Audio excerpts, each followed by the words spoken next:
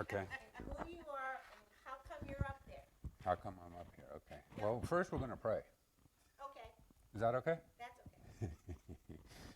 Lord, thank you for today. Thank you for everything. Thank you for this church and stuff that we're doing here, and that your word can come through, and that we can do everything that we need to do for you, Lord. In Jesus' name, amen. Well, I'm Andrew Wilson. I come from a pastor missionary family from way back. My grandpa used to be in the Navy, and he decided halfway through his career to become a pastor. And then, then he married my grandma, and then he had three boys, and then my dad is the youngest, and then my dad was the rebel of the family, and he decided to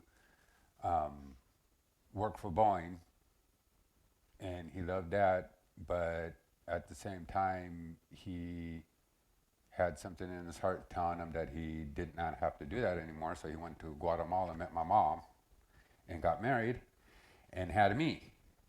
And when he had me, we were sitting at my mom was sitting at the um, what's called the Billy Graham concert that he was having, and she was on the top row, and her water broke, and they ran her to the hospital. And my dad says a couple hours later, there was a knock on the door, and it was Billy Graham. Walked in. He said, "I just wanted to see how you were doing. I mean, your water broke. I just wanted to make sure you were okay." We didn't know about my grandpa and him are best friends. We did not know that at all. And my grandpa started laughing because my grandpa goes, "Well, I kind of know Billy Graham personally." And he asked me what happened because, I mean, it was a spectacle. Everybody saw that my mom, they had to get the aid unit and everything over there. And ever since then, it, my life has always been in the Christian family. And my dad and my mom became missionaries in Chile for 11 and a half years. And I was always in the church. And I got to a point that I got tired of being in the church. I got tired of hearing about God because it was constant every day, every day, every day, every day. And, I went my own path and got married twice, divorced twice, and now I'm married for the third time. And the this time around is completely different than now, than before, and because God has put more focus on now than when I was younger. What I went through when I was younger is I apply it to now. It's like, well, why did I do that? That was kind of stupid. You know, why did I do, like drugs? I did drugs for many years. It's like, why did I do that? That was dumb. I mean, you add up the money of what I spent, it was like, I would be a multimillionaire by now. And that process the whole time, and it's kind of funny because the whole time I knew there was a God.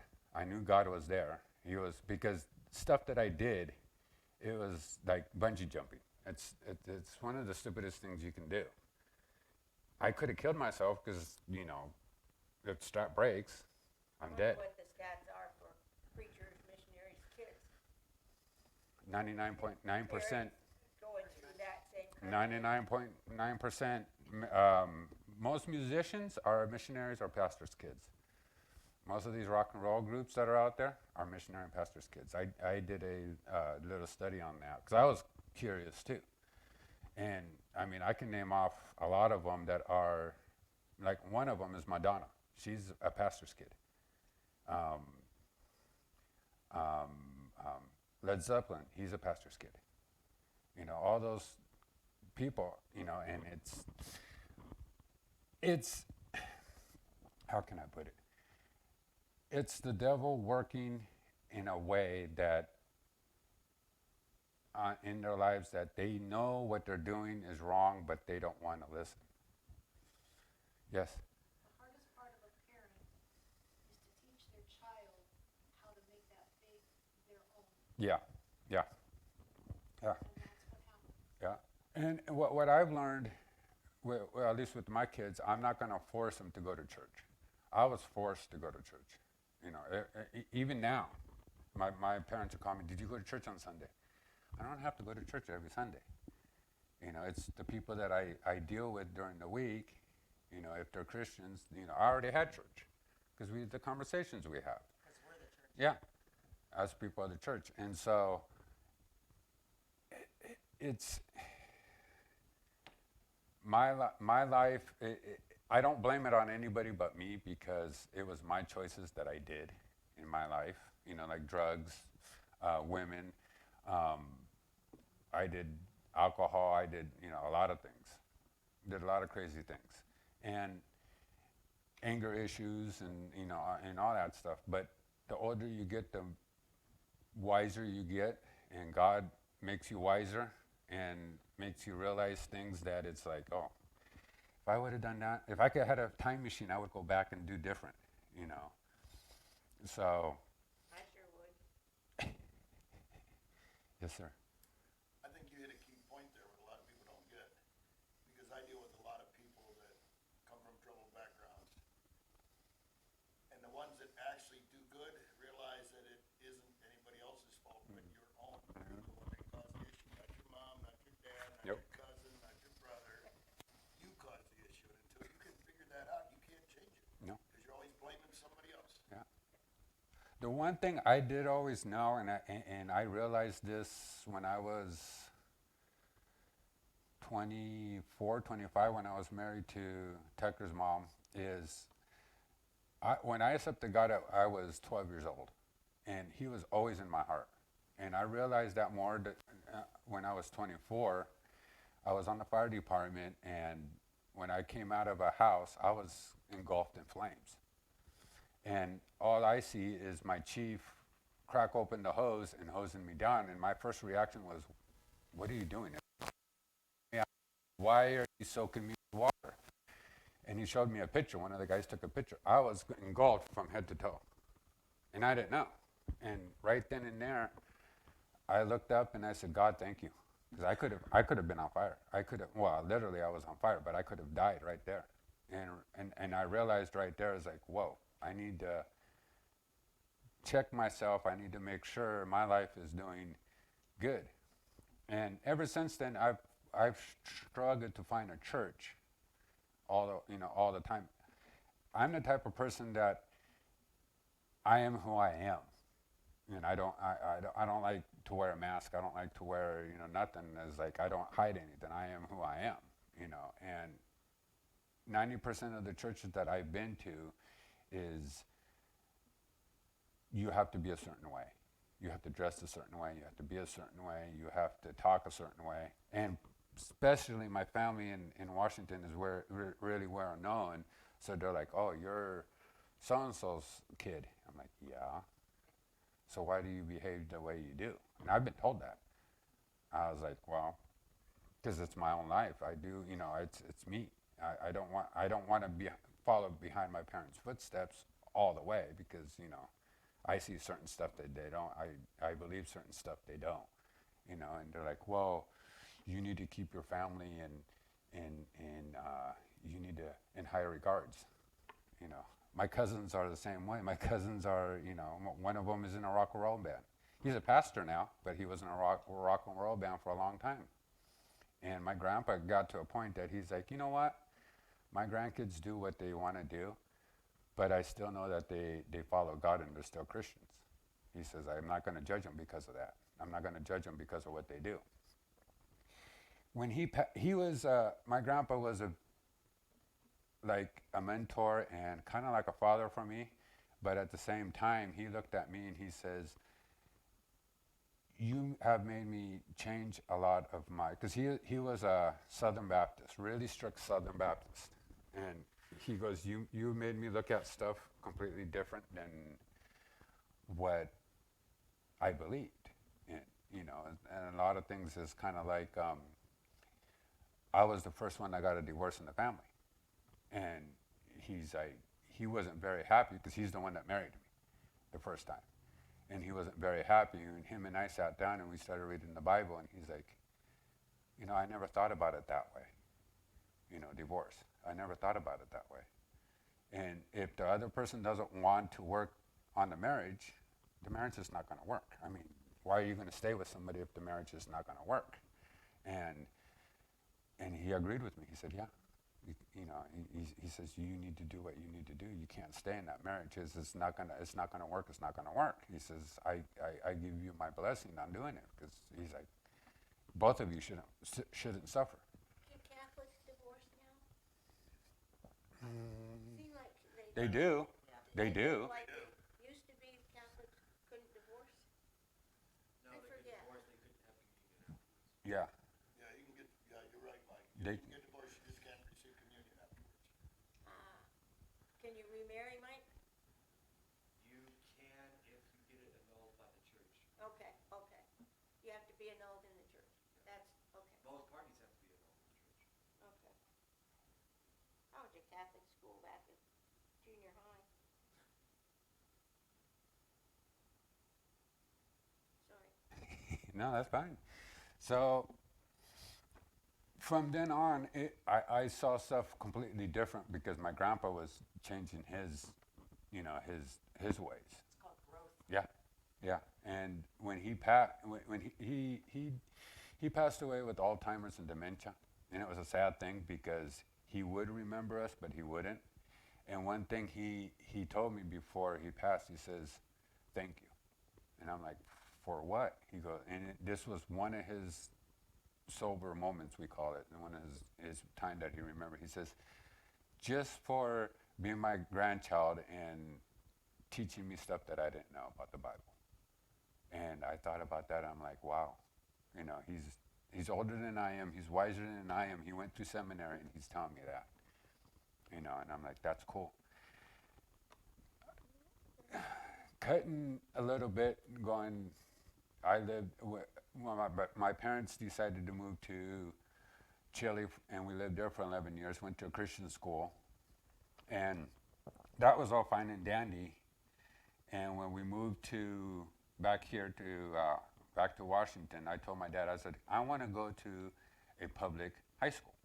I'd never been to public school. I want to go. And he's like, okay, we'll put you guys in public school.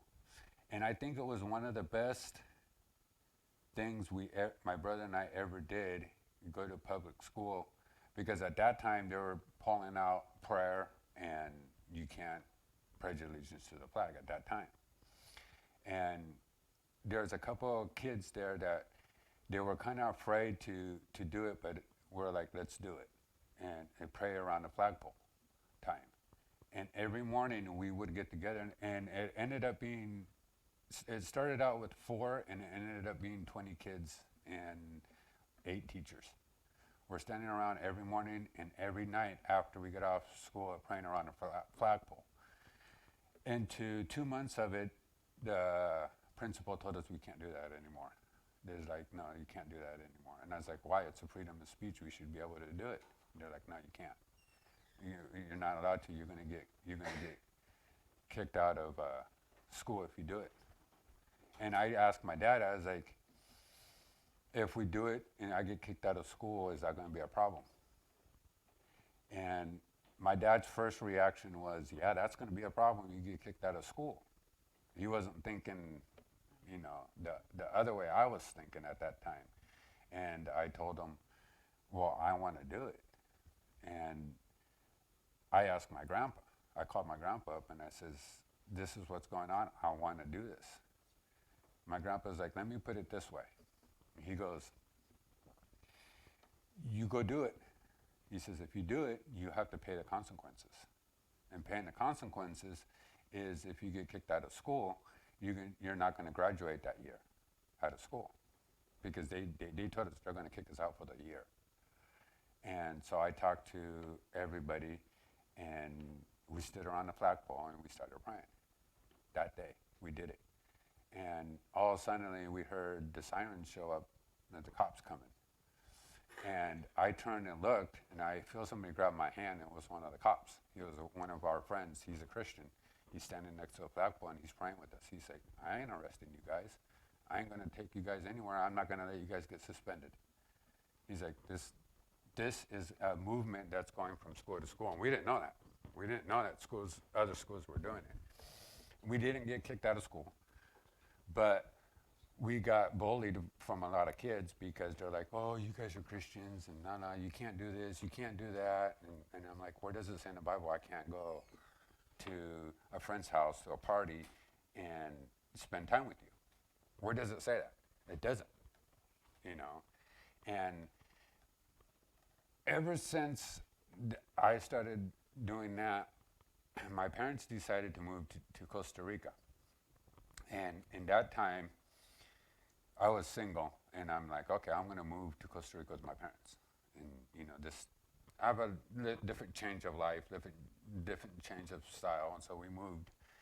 And I went to a Christian school over there with them, and had a lot of good friends, but one of the best experience I've ever had was going up to the jungle in Costa Rica, between Panama and Costa Rica, going up to the jungle. And I went up there every year for 7 years. Went up there every year. Going where? To the jungle, Oh. up in Costa Rica.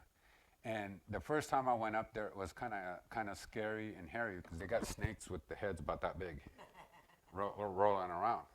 And they tell you, need to go in with a machete. And you see that snake, just cut the head off. I mean, that's all you can do because they'll attack you. So I was taking a group up there the second year, and they were looking at me like, why are you whistling all the time? And it's like, it's a call signal that they have that they know I'm coming. And they called me Crazy Gringo. That was my nickname that they had for me up in the jungle. It's Crazy Gringo, because I would go up there and just have fun with them. You know, just play soccer. You know, up there you can't wear shoes. You have to take your shoes off because it's so muddy. You have to play with no shoes on. And I would, when I was walking up there, I'd take my rubber boots off, and I would tell everybody, you got two options. You can wear your rubber boots or you can take them off. By the time we got to the top, people would take off their rubber boots because they can't walk. It's like quicksand almost. You can't walk in it. And we're up there, and I remember one guy, he looks at me, he says, we got there at night. He said, where's the power? There's no power up here. And he's like, so how am I going to show my PowerPoints and stuff like that? I said, we're in the jungle. There's no way for PowerPoint. There's no way for nothing. He didn't know we had a generator that we could run everything off of, but you know, I was like, you need to readjust your teachings and all that stuff, because you know we don't have none of that stuff up there. And next morning comes, and he's not, how can I put it? He's not too happy because he's out of his comfort zone. And I looked at him and I was like, I'm out of my comfort zone every day. You know, I come up here because it's out of my comfort zone. I don't know everything up here. I don't, you know, to get our stuff from the main island to where they're at, you have to go by boat. You know, all our stuff is on boat, and we're hiking up. We don't know if the boat tipped over and everything got wet and you know whatever, because you're going through a little river with rocks. And I know all the guys on there. I know that nothing's going to get stolen, but you know, it's they don't know. He's like, well, I have all my medications up in there. I said, they'll all make it. They'll all be here. It takes them 2 days to get here on boat. It took us 8 hours to walk up, you know, because it's up a hill, up a mountain, and then you go, and then it's flat. So they have to boat it in, and then they have to hike it up, and you have to do 4 or 5 trips. So it takes them 2 days to get everything up. Same thing with construction material. And I did that for 7 years. Then I had a ministry in the worst part of Costa Rica. It's about, they call it gang land. It's where all the gang members live and all the kids and everything. And there was 3 of them in that community that were constantly fighting. They were always fighting. It was always killings, blood, shed, everything. And I went in there. I had a friend of mine that lived there. And I'm sitting there and I see all these young kids just running around doing nothing. And I talked to my dad's mission base, and I said, can we start something there? There is a field in a building just sitting there. Not, they're not using it. It's just sitting there. He said, talk to the government and see what they say. I talked to them. They said, yeah, you can use it. You can use it all you want. He said, we don't use it. We don't even go in there. So I opened up a little, we call it the sport arena, so they can play soccer and come out and have a fun time. And I started out just playing Christian music, you know, and had the kids come out and play and all that stuff. And I called the mayor and I said, you know, I'm thinking about doing a concert there. And he started laughing. He says, the last people that tried to do a concert there, everything got stolen and a riot happened and all that stuff. And I looked at him and I said, so I don't have any police backup? He's like, nope. If you do a concert, you're crazy in your head. And I said, that's the one thing you don't tell me, because I am crazy. And I called up a whole bunch of my friends and I says, do you guys want to do a concert? He's like, yeah. I was like, where? And I told him and he's like, okay, let's do it. And I know it was God that did the whole thing, because I had the 3 head gang members sitting next to me, and they're like, nobody's ever done this before. Like, you done it. My kids love going and playing soccer and spending time at the, they called it the refuge, at the refuge you started, and now you did a concert and you have all 3 of us sitting next to each other listening to the concert. He said, nobody's done that. Nobody's done that. I told him, it's not me, it's God that put you guys here. All I did is ask you guys not to fight. That's all I did. And at first they were kind of, you know, we don't want to sit next to him. And I'm like, I asked him finally, I said one time, I said, what is the problem? Why are you guys always fighting? What's the problem? Well, he looked at me weird, or he did this to me, or I'm like, you're a human. Everybody's going to do something to somebody. I was like, why do you need to get mad? Well, it's my turf, you know, I sell drugs here. This is my turf. You know, so I had, little by little, I had to explain to him, you know, what's going on. At the same time, I was married at that time, and my marriage was falling apart. And I let it be known that my marriage was falling apart. You know, I did not hide it from anybody that it was falling apart, you know, because they kept on asking me, where's your wife? Where's your wife? And I was like, she's not here right now. I said, we're not getting along. And somebody asked me, so how can you run this and your marriage is falling apart? And I looked at him, I said, you know my marriage is falling apart? He's like, yeah, so why do you keep coming? You know? And I was like, I told God, you know, I leave it in your hands. Whatever happens, happens. I can't control it. And it was quite interesting, because at that time, the government said, we want to take that place back. We want to get, after I got it, you know, going, and soccer fields all nice and mowed and got lines up and everything, and everybody's liking it. They saw what was going on. They wanted to take it back. I'm like, that's fine. I'm not going to fight you guys for it. Take it back and have it. And it was actually a good time, because it was time for me to move on and move back here.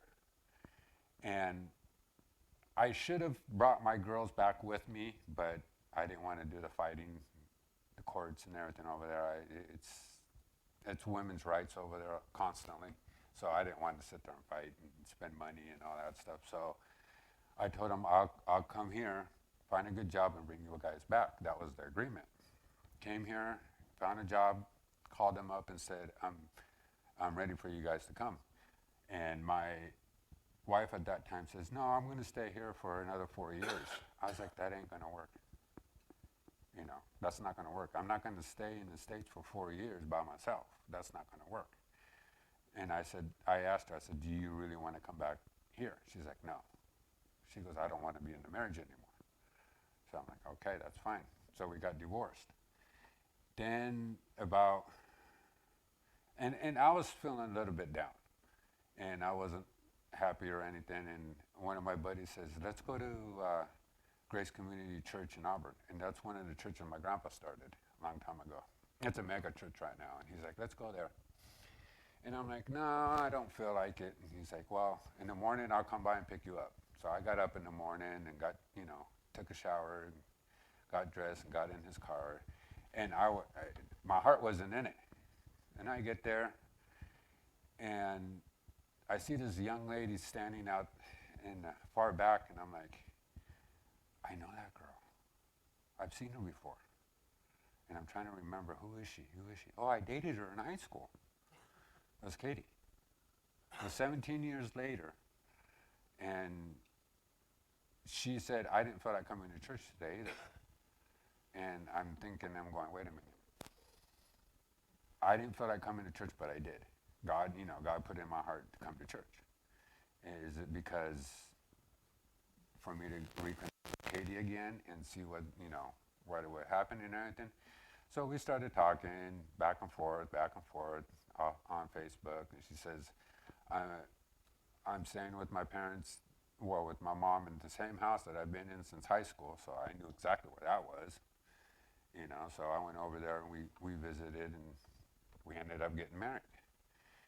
And her and I we came here for 6 months and didn't like it.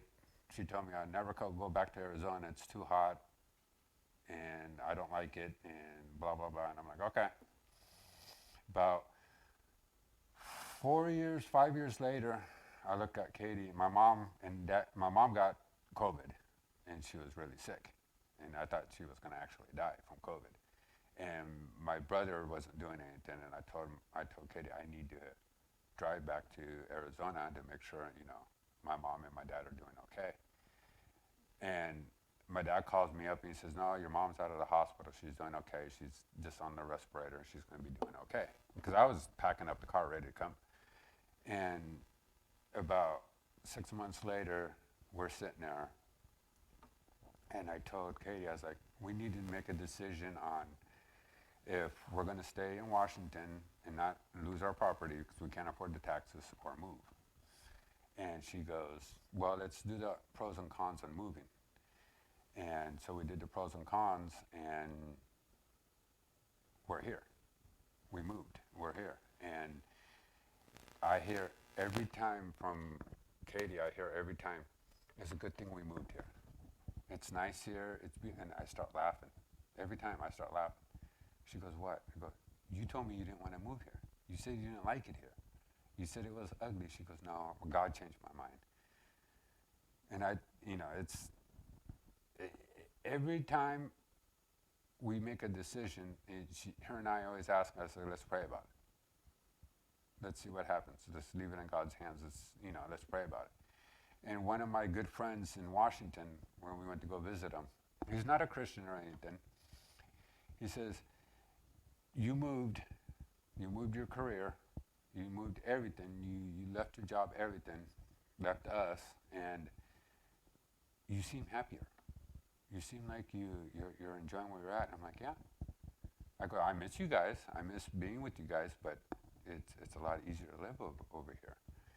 He's like, I'm scared to move. I'm like, what are you scared of? I was like, I'm just scared to move. He goes, I'm older and I don't know if I can get a job and blah, blah, blah.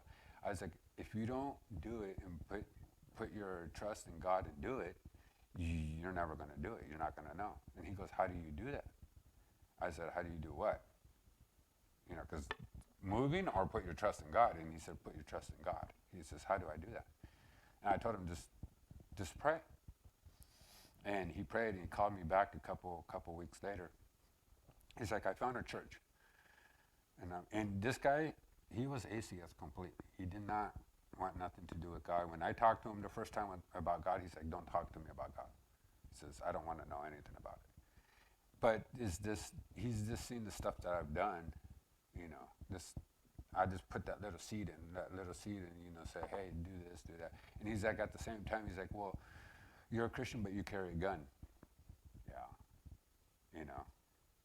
You're a Christian and you smoke. I'm like, yeah, and? That's who I am, God accepted me for who I am, not for, I'm not going to hide who I am.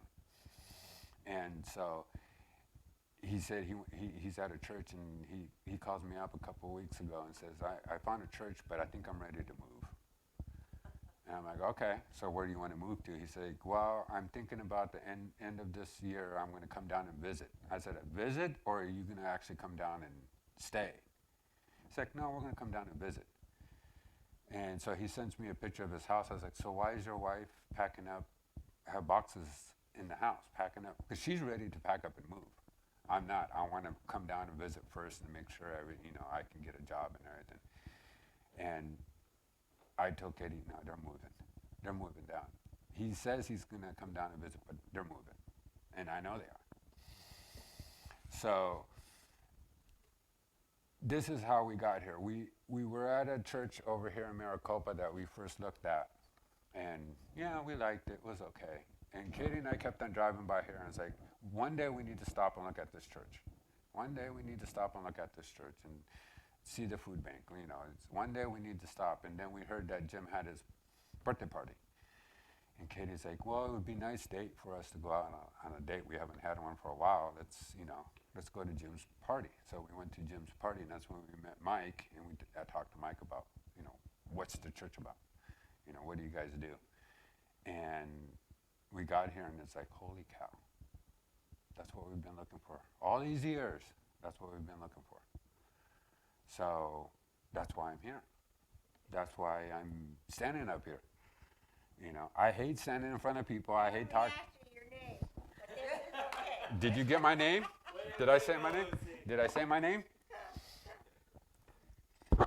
So that's the short end of how we got here.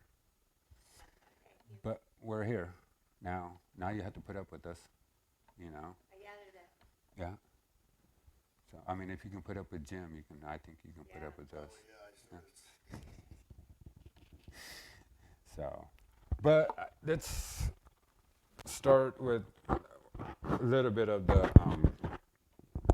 Bible study. I have on here, it says personal evangelism, one-on-one, is the most private way to evangelize.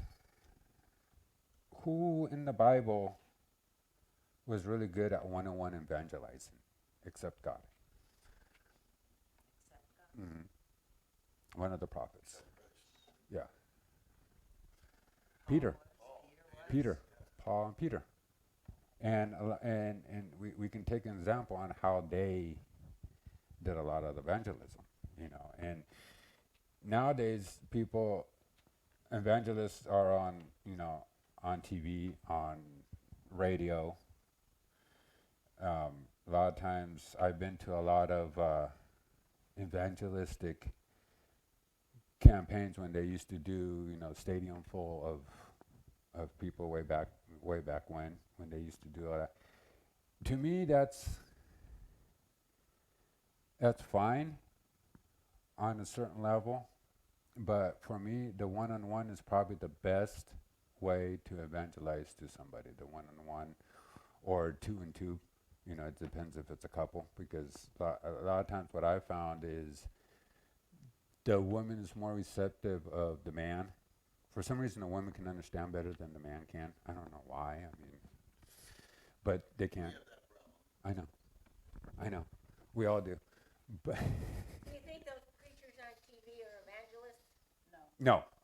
No, they're not. Okay. They're not. They're money-hungry people. That's how I see it. Honestly. For the most part. Most part. And I don't watch them, but that's just the impression. Way back when, like Billy Graham and them, I do think that they were evangelism for the right reason. But the ones now, no, they're there. If you donate 10% of your money and you'll get healed, or 10% of the money you'll be saved. No, that's not how it works. Maybe part of the problem was seeing the availability of the money to come in. Kind of got spoiled some people, perhaps. I don't know. I just think of that whole fiasco Tammy Faye Baker thing. That whole mess. There was a lot of them. Yeah, And the problem I have is like in the Latin America countries like Costa Rica, people don't have money. They don't have a penny, and they give all their money to these people, and it's like, really? And did you get healed? And they're like, no. That should give you a clue. And when I used to go out evangelizing, it was kind of funny because I would always tell God, send me the people you want me to talk to. When I go door to door, because I don't go to everybody's door. I go, if I feel like going to that door, I'll go to it. Because I've always was taught you go in a row and you go to every door, and I was like, well, I don't feel like going to that door for some reason, but I feel like going to this one. I think if you came to my door, I would think you were a Jehovah's Witness. and I may not let you in. What do I look like, Jehovah's Witness? If Look you more like a know, Hare Krishna. Yeah. but those are the people that you think of Yeah. when you think of people That- going door to door. Or Mormons, or Mormon missionaries. I've been at those where we went door to door when Okay. I was younger. You can recognize the Mormon missionary usually. But They have their patches on. yeah, Well, Says who yeah, they are. and they're usually, in their suits. like the white shirts and the, Yeah, Yeah, the you know, goofy helmets when they're riding the bike. yeah, right, and they're usually on bicycles, yeah, yeah. or they used to be. I haven't seen one. No, in a long they are. time. I saw a couple in Maricopa riding a bicycle Well, a couple days ago. yeah, we've got a lot of nice ones that come help with the food bank. But I would always tell God, send me to the doors you want me to go to.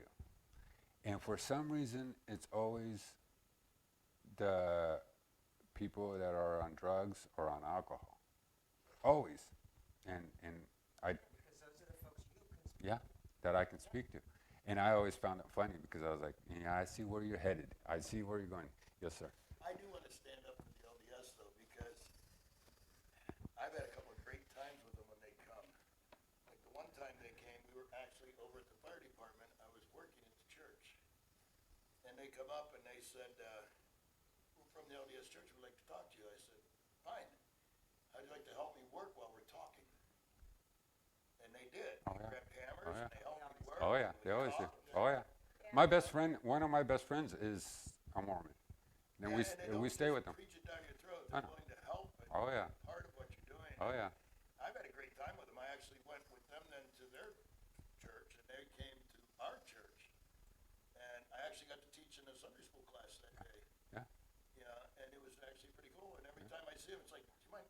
Works out real well because then I get work done for free Well, while we're talking. So it's You, okay. you say that when we moved here, when I went to go load up our 26-foot Penske truck, I called my friend that's a Mormon up. I was like, I need help. He's like, okay. He sent up a couple Mormon missionaries come up and help, and we loaded that truck up. Missionaries that are working out here are also working on a property across the street from me, helping a lady that's just moving in to clean up the property Yeah. every week Yeah, through Scott. Yeah. That's nice. yeah, Yeah. yeah, And it depends on how you approach it. yeah, You know, even with that evangelism and the money stuff, I get asked a lot of times by other preachers, well, why don't you charge for that? How do you charge to do God's work? You can't. No, you don't put a price You on it. can't. You can't. If somebody wants to gift you with something, that's okay. Don't deprive them of giving that gift. Yeah. But don't go charging not to do Yeah. God's work. Yeah. Yeah. Yeah. Yeah. So. I always say I don't charge to do fun stuff. What's that? I always say I don't charge to do fun stuff. Yeah. But when it was funny because I walked up to this door and knocked on the door, and the guy's like, "No, I'm not interested." And I'm like, "Okay." And I had the cube in my hand. I was like, "You don't want to play with this cube?" And he's like, "What are you talking about?" I was like, "This cube." He's like, "Can I look at that?"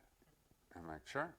And so he started looking at it, and I said, "Do you want me to explain to you what all the pictures mean?" And I could tell he was just coming off of his high. And he said, "Come in." So I come in, and his house is a mess. You could tell that there's needles on the table and everything. And I'm sitting there and I'm explaining to him, and I looked at the time and I was like, "Okay, I need to go." He's like, "Okay," and I walk out the door. And one thing he told me, he's like, you're not going to push your religion down my throat? I'm like, no, no. And I walked away. And I went to a couple other houses and talked to them. And we came in, and I had to translate. One of the missionaries that were there, I had to translate for him in Spanish. And the pastor comes up to me afterwards. He says, there's a guy standing outside that wants to talk to you. And in my mind, I was like, I don't want to talk to anybody. I'm dead tired. My brain's shut off. I don't want to talk to nobody. So I go, okay. Walk out, and it was him. And he's upset with me because I'm not shoving the religion down his throat. And I looked at him, and I was like, are you here to yell at me, or are you here, you just want to sit and talk? And he's like, well, most people that come to my door are telling me that I need to accept God. I need to do this. I need to do that. You didn't do that. I was like, because I'm not going to force you. I'm not here to force you. And he looks at me, and he goes, okay. And he walks away. I go to sleep, and I'm walking down and the road again, and God tells me to go to that door. And I walked over there and knocked on the door, and this old guy answers the door, and I was like, yeah, I'm here to show you this cube that I have in my hand. He goes, oh, it's you. I'm like, what does that mean? Oh, you talked to my son last night. I'm like, oh, really? He's like, yeah, I want to talk to you. So we went inside and we talked. And I looked at, and he goes, my son's been a drug addict for 25 years. I've sent everybody over there to talk to him about God, and you're the first one that has actually pissed him off. And I go, for a good thing or a bad thing? No, for a good thing. He calls me up and he says, this is the first time I've ever heard somebody come in, tell me about God, and leave, not force it down my throat. So I asked him, and I said, so do you go to church or anything? He's like, no, I don't believe in God. And I'm like, why? And he started giving me his life story. And I looked at him, and I says, and a big thing in Latin America is God can't love me because I am how I am. And I was like, that's not true. God loves everybody. He doesn't care who you are or how you are or what you did. You know, he loves you for who you are. And I started explaining the cube to him. And he looks at me, he says, I think I'm ready. So he accepted God in his heart right then and there. And I told God, thank you very much for that one. And I told him, you know, we're going to have a little activity on Sunday on Saturday at the church. If you want, you can show up. If you don't, you can.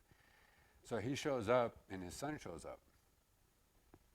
And we had games, and we had, you know, food and all that stuff. And he comes up to me, and he's like, where do I sit? I said, wherever you want to sit.